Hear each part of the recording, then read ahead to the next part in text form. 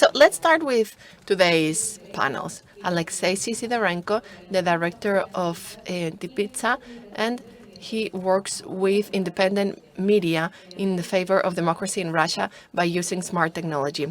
We have Oscar Espiritu Santo. He is a member of the Cibervoluntarios family and a journalist. I'm going to introduce Alex. These days we have been chatting. I can see that the last meeting last night really caused lots of damage because many of you are not here.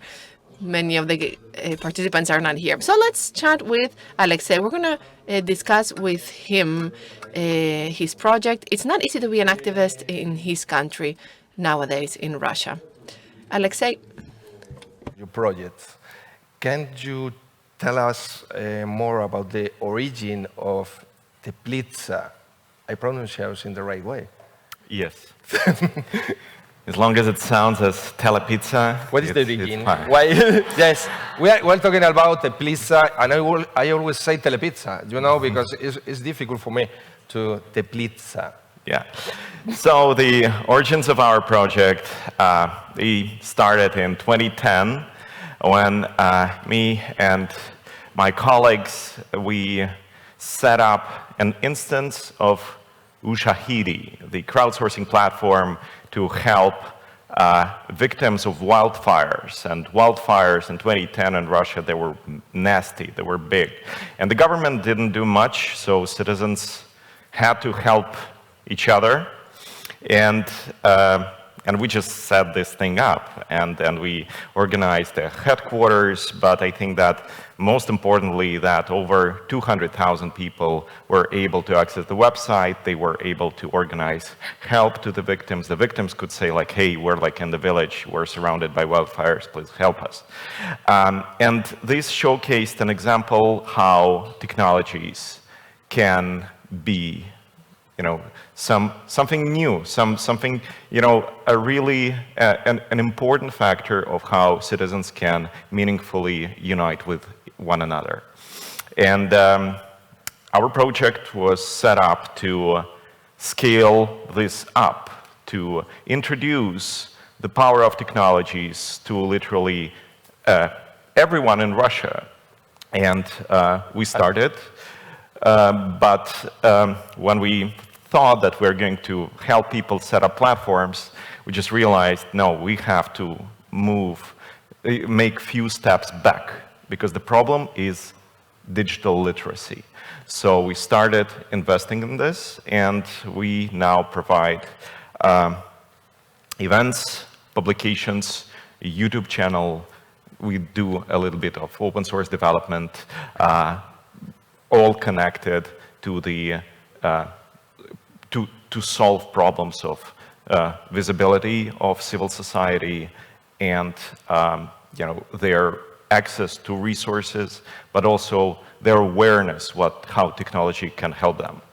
Okay, these are your activities. What is the goal of this project, of these activities? You have a YouTube channel and you have another activities that you are doing in your project.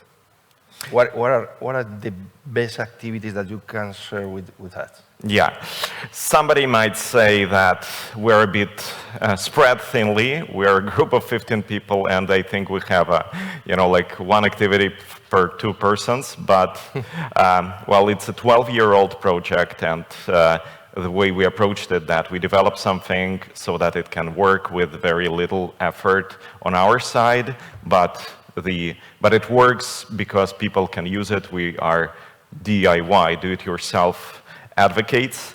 And well, the first activity is our website. Our YouTube channel has 109,000 subscribers. We have an educational platform still, how to become an environmental activist, how to start your own fundraising, how to administer WordPress.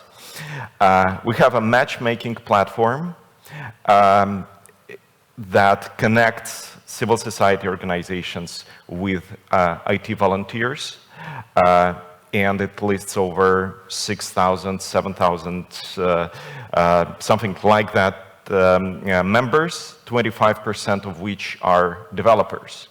And of course, the elephant in the room, full-scale invasion into Ukraine changed a lot, and we will be speaking about it a bit later. The risks and the challenges of independent civil society, pro-democratic civil society changed a lot, but in the beginning, we were trying to do is, as I said, so that NGOs, so civil society, is visible to citizens, because imagine, in Russia, before 1994, you could not register a civil society organization.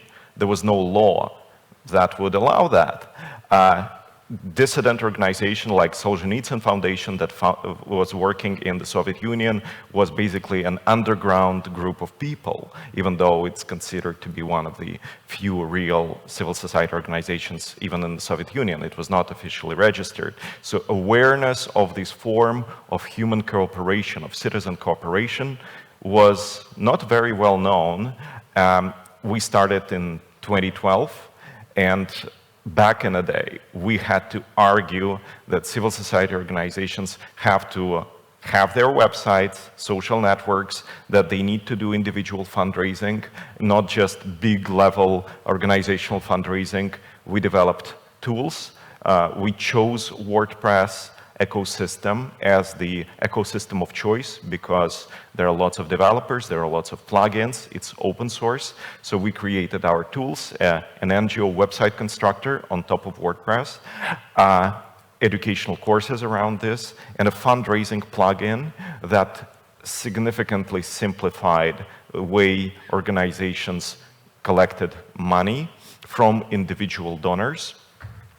And moreover, the way it was built, that we knew that when we spoke yesterday about vendor lock, that when you install a form from PayPal, for example, you are subject to vendor lock. But if you create a plugin that installs payment systems as modules, and for example, if you don't like conditions of one payment system, like Stripe or PayPal, or in Russia there are over 12 different acquiring systems. If you change it inside the plugin, the change is not visible for the final individual donor, and this allows a lot of freedom for organizations because they are no longer vendor locked. I can tell a lot more about this. But this is very interesting that you are talking about the WordPress plugins, and how important is the open source for this kind of organization and for the activists? Well, I think that it's possible to use open source, but there is not a problem with tools like WordPress. I think that especially full-scale invasion in Ukraine in 2022 and both the sanctions that followed and the censorship on the Russian side that followed showed that open source is a very sustainable thing, and it can outsurvive the crisis because, on one hand, it's free, so therefore, if you don't have a card, you can, if your MasterCard doesn't work, you can still, install it. And of course, a disclaimer, I think that sanctions are a very important tool to fight Putin's regime, but also it has significant collateral damage. So, and the victims of this collateral damage are independent civil society organizations that have no longer access to services like Amazon or Google paid services because they cannot pay with their cards. So open source in this regard still helps them to get the sources they need. And at the same time, it's much more difficult. It's also counterproductive to censor GitHub, for example. At least it's not impossible, and it might happen, but it hasn't happened yet. So on both sides, it's quite difficult to block people from using open source. And in this regard, it provides sustainability, which is a feature that we haven't discussed, for example, yesterday. But in terms of crisis, yeah, I think it's important. I would like to read to you a highlight from Spanish media that said, Putin's internet. Russia successfully tries completely disconnect from the world. Is this possible? Can Putin disconnect of Russia about internet, networks, and this stuff? Well, our current understanding is that we believe that it is possible, but it's not easy. And what we see is that Russia actively building infrastructure, and the way we see it, that it builds both technical infrastructure and consumer infrastructure. You probably heard the phrase bread and circus. Yeah. And there is still bread in Russia, but the circus is YouTube. YouTube has more viewers than official channels, over 77 million viewers. And the key, and we believe that YouTube is the key element of, why, and Google infrastructure, why Russia still does not completely, separate. Because if they do this, the possible, imagine, the possible protest will be, among consumers will be really great. But what Russia does, it simultaneously develops several video hosting platforms. It creates monetization algorithms. It builds content delivery networks all across the country. So, and we believe the end game is that it will not be blocking YouTube, but it will be throttling more or less the way it does to Twitter. And once you have a slowly functioning YouTube, you kind of move to other services, and then it's like you kind of didn't block it, but people move to the other services, and then you block, and then you kind of cut the ties from the rest of the internet, and then it make it controllable. So we see a really sinister long-term strategy. The good thing is that it requires a lot of resources. The good thing is because it's slow and requires a lot of resources, people like us, independent analysts, can also see it, and we can do something about it. So, but yes, the answer is it looks like it is possible. Okay, and what kind of censorship is using the Russian government right now? And what are you doing to fight this? So you can look at censorship not only at from the technical point of view, which is DNS-based blocking, but or protocol blocking, or blocking of the, for example, recently WireGuard protocol, or VPN protocol, was severely throttled. It was impossible to use WireGuard on your VPNs. And so, sorry if I get too technical. No, that's great. But so this line of, preventing people from getting access. Our website was blocked in October 2023. Lots of independent media, almost all of them actually, were blocked even earlier, as early as March 2022. So, sorry, we were blocked in October 2022. Yes. Yeah, not 23. We were blocked for a longer time.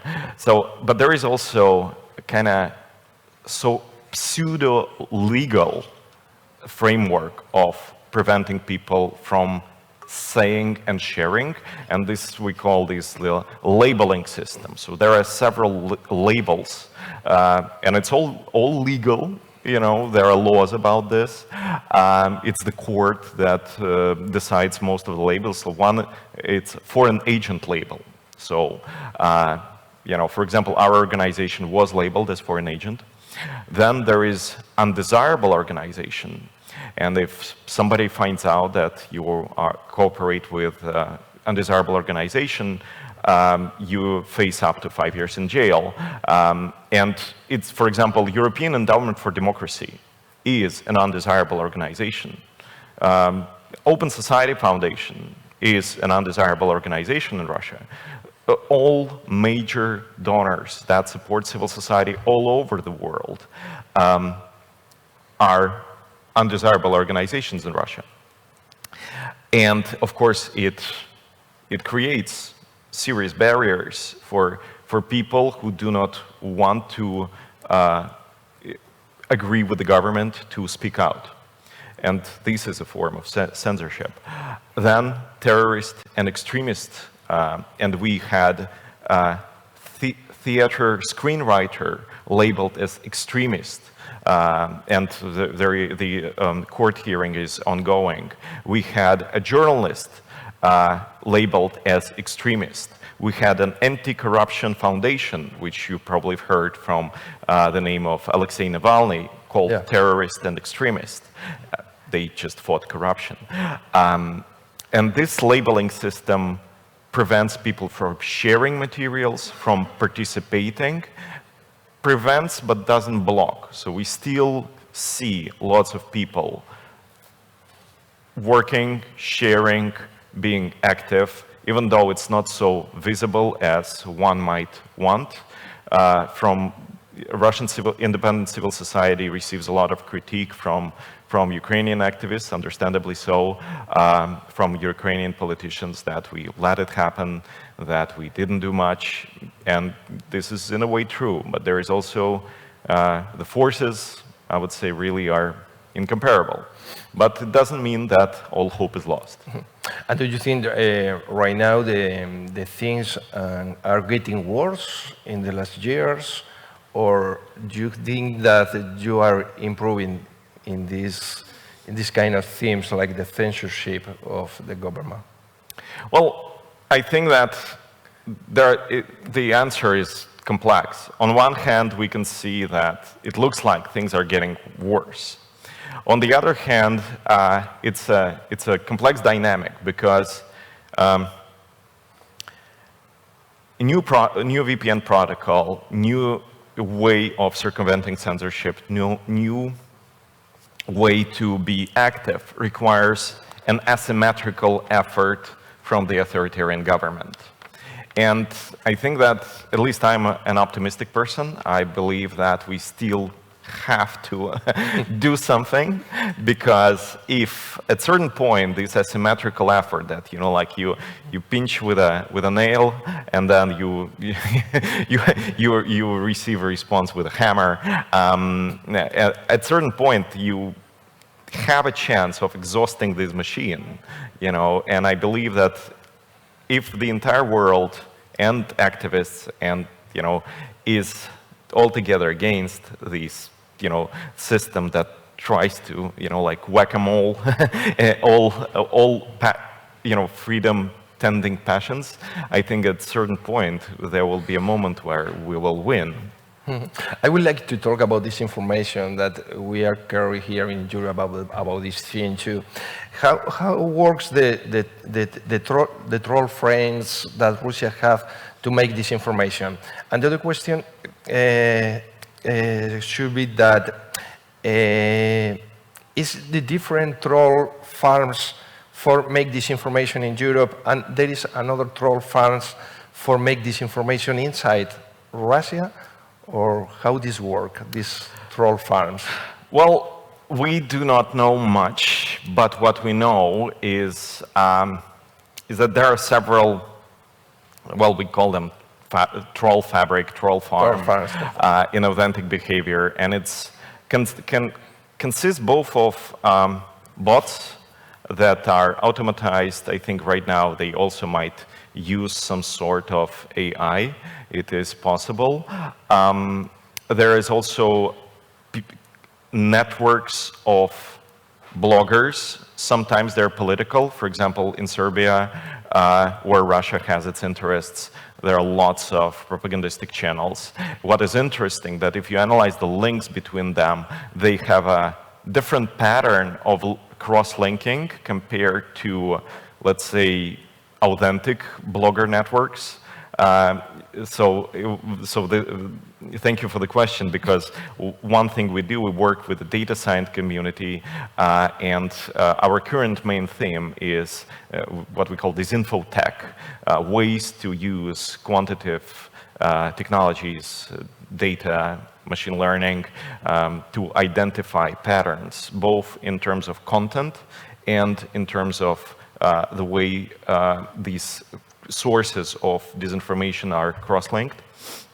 So one of the reports from these troll farms is that it's a room, where where you are paid, sometimes per comment, sometimes, like fixed per day, but you still have, a certain number of comments or posts that you have to write. This is what you do, like you just write it all down. Now, I think what we've heard from the reports from Europe is that in Denmark, one of the journalists say like, well, we have now lots of comments written in really good Danish. What's happening? I cannot believe it's Danish people. It's like, well, with the advent of, tools like DeepL, it's actually easy to write any sort of, garbage comment, like really hate inciting comment and just translate it really easily potentially in any language. We see that it's happening, it's being weaponized, and also interesting that there are like several, at least according to the reports, there were several sources, and also apparently they have several strategies how to spread disinformation and to support what we call disinformation narratives.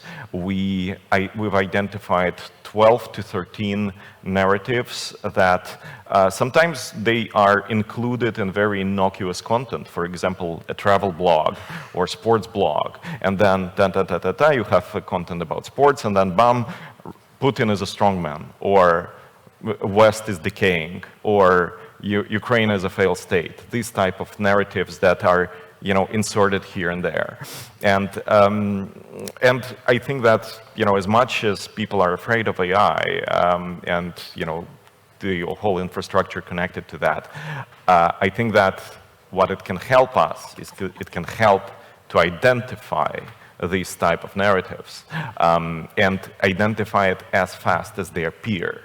Okay, perfect. We are going to see if there's any question in the audience. Someone that yesterday doesn't go in the night to the different place that want to ask something. Is any questions about disinformation, misinformation, about censorship in Russia? It's not easy to be an activist in Russia. I mean, when you live over there. Do you think that tools like artificial intelligence are going to make more disinformation, or we can take these tools like artificial intelligence, deepfakes, for fight against disinformation? Well, it is, definitely not easy to be activist right now. I haven't been in Russia since 2020. Before that, I traveled sometimes even 8 times a year. And every time I was super nervous about crossing the border. And my team moved out of Russia in 2022, within months after the full-scale invasion. But of course, a lot of people are still there, and they are facing danger. They are facing danger, because there is there are a lot of ways police and secret services are hunting after them. They are monitoring chats, they are monitoring open spaces where people can meet. So it is dangerous, and it's not easy, especially if you do work, for example, helping people who were forcefully moved from the occupied territories of Ukraine to go back to Ukraine. And then, if you make protests, and a lot of people, and there are no more protests inside Russia because everybody who did that, they suffered, and it's not just that Russians are apathetical, it's just the response was so strong that it created a massive chilling effect. So as for your second question, I think that now we see that AI-generated trash really corrupts internet, and there is more and more of it. And the internet is in a rather dangerous state. I would be really concerned about it. But as I said, that it's very important for us to try to use as much from new opportunities that technology bring, and to be very conscious about the bad sides of technology, because AI is important not only in disinformation, generating trash content, messing up with people's brain, but it's used en masse for things like face recognition. I've heard at least 2 reports from activists in Moscow where they have the biggest network of surveillance connected to face recognition systems, that they were preventively detained when they were just going down on a metro, because their faces were in the database of potential protesters.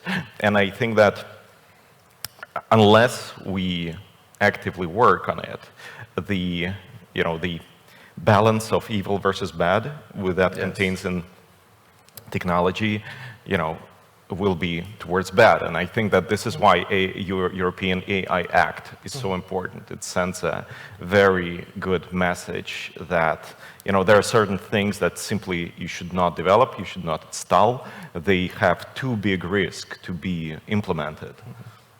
And what are your hopes? Pregunta Yolanda. It's a question. A question from Yolanda. Hello.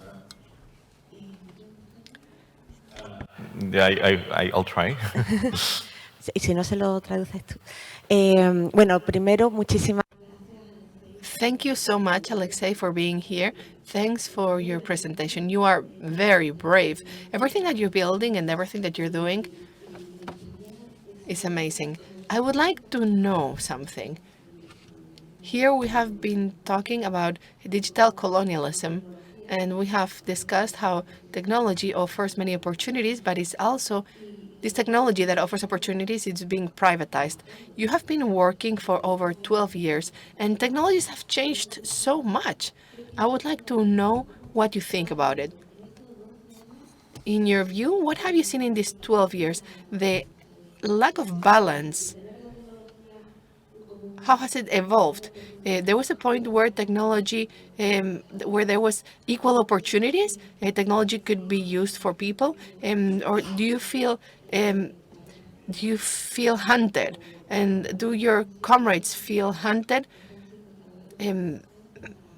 Tools are increasingly more sophisticated, but just for some. So what would you look for in technology? What do you need right now what do you think would be necessary to fight with equal opportunities? ¿Cómo traduzco yo esto? It's just, how do you see the evolution of the technology, okay? And So the moderator is translating the question into English, because Alexey does not have a translation receiver. Going to use for other uses.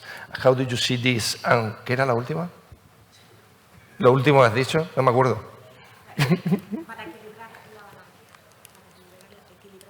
¿Equilibrar la balanza en dónde? ¿En qué? En estos 12 años, que si tienes la sensación de que has crecido más, has inclinado más. Okay. And in these 12 years, do you think that we can think that the balance is better for us, for the activists and the civil society, or is the balance go for the governments and corporations? And what did you need, or what did you think, or what did you hope to balance these trends? Thank you for the question. I was told to say this every time the question is too difficult to answer right away. I think that the original promise of technological liberation that we've heard, back in the day, I think that it has not yet been fulfilled.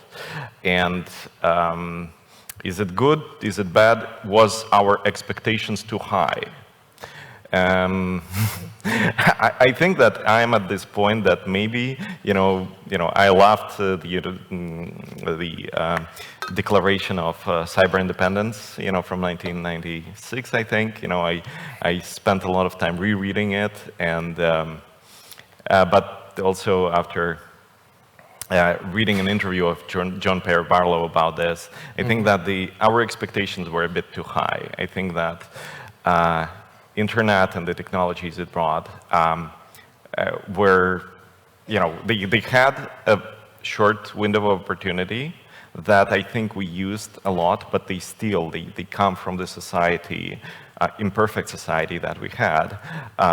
And I think that a lot of people used it to the max, and right now I think, yesterday I asked a question about AI and how big the window is, how much we can do. And I think that this window is still not closed, but I think that the expectations were too high from the previous wave, and we used a lot, and it didn't change much our societies to the better. But doesn't mean we shouldn't try, now and with the advent of the next big thing. Mm-hmm. So I think the balance is kind of not in our favor. You are not sure where is? No, I think that the balance is not in the favor of activists. Okay. I would say. Mm-hmm. Right. I don't want to sound very depressive, but yeah, I think that we were too optimistic to think it's going to be in our way. I think it's the forces in action are have very different interests than we have, and I think that activists in general, the global movement, did a lot, but possibly not enough. And any questions? It's over there, one question. I have to make another one, just another question to finish the interview. Andres. Hi, Alexey. Thank you for the talk. So you mentioned YouTube as a space, digital space of, let's say, where people in Russia still have a link to, for example, Europe or the rest of the Western world. However, I want to ask you about other digital spaces of dissidents, where people who are in Russia and people also who are expats outside can connect and share ideas, if there are so, and how do these spaces work, or if you have some insight on, let's say, the inner codes that work within those places at the moment, because we know that always, it doesn't matter how bad is the censorship, there end up being places where people communicate and, let's say, share ideas outside and inside Russia. Thank you for the question. It's really a good one. So Telegram is really big in the Russian, intellectual space. The problem with Telegram is that even though we know security of content is pretty strong, at least, haven't breached yet, but the metadata of Telegram is really, really horrible. By using metadata, you can find out so many things about its users, and there has been a number of leaks recently that help to identify a lot of information by cross-referencing different chats where people are, and cross-referencing with the other databases that the Russian government has, up to the point that you can identify the location, of people around you. It's a long story, but Telegram has the metadata flaw that Pavel Durov absolutely denies to admit. He posts stuff that it's better than Signal. But nevertheless, it's both a publication platform and it's a conversation platform. But we've been talking with a lot of activists, trying to move to more secure ways of communication, and in particular Signal, and we know that a lot of chats have moved to Signal Messenger. I think that the big challenge now is to move them to federated chats. And I know one anti-war community that made a very difficult effort. It was super painful for them to move to Element. And yeah, and we all suffer. Sorry for... In this way? Yeah. So I think that these are the main discussion spaces in digital now. Okay. Thank you. And I was just to ask in a little bit question that we talk about that, and there is something in Malaga that inspired you in this travel that you're making? Yes, thank you. Thank you for the question. So I found out that Pablo Picasso is from Malaga, and yesterday we saw the big picture of Guernica, and I think the most important part is, bombings like Guernica and much bigger in scale and in terms of damage happen every day in Ukraine. And it's particularly important to keep in mind, because I know that a lot of people are tired of all these messages about war, but it's important to remember that it still happens. It didn't go away. And Ukraine needs European support. But the good news is that Franco reigned Spain for 40 years. Putin reigned Russia for 24. Well, 16 more. Yeah, I hope it's not 16 years. But the key element is bad times pass. And now we're sitting here, we are talking freely. Spain is part of international community, it's a democracy, it's functional democracy, and I think that it puts a lot of hope in my understanding of things, and I hope that one day we'll have something like Empodera in Moscow, or in St. Petersburg, or elsewhere in Russia, and it will be a normal democratic state, and of course it will be within internationally recognized borders. So, for sure. Thanks a lot to being here, Maria. Thank you very much.